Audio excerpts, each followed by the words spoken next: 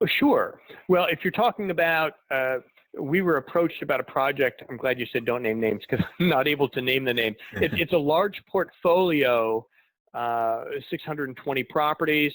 They wanted to do assessments of roofs and walls, and they wanted to see where leaks had started to develop.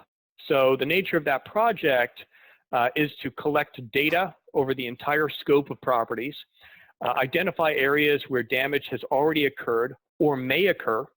So there is a CapEx exercise, planning their budget spend based on issues that were discovered. So particular focus on roofs and walls, but also looking at the grounds, trying to see if there was water pooling, which is, water is always an evil thing with property intrusion and so forth. Also wear and tear issues. So they had these sort of ancillary benefits beyond roofs and walls. But the core driver was to collect that data and then roll it up by region and up to the portfolio to create CapEx efficiency portfolio-wide.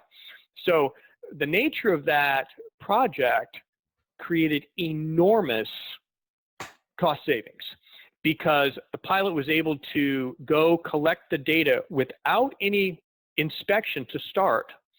They could send the discovered problems to a contractor and say, can you give me a proposal on what it would cost to fix this?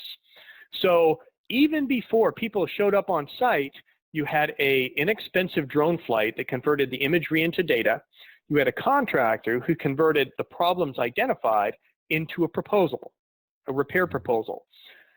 That is so much more efficient than shipping out teams and then trying to convert all the things discovered into imagery, reports, here's the problem, where will you have it fixed, all those tactical things that eat up so much of our time when we're doing portfolio work. So that's an example of trimming a lot of the excess time and the cost out of a CapEx exercise.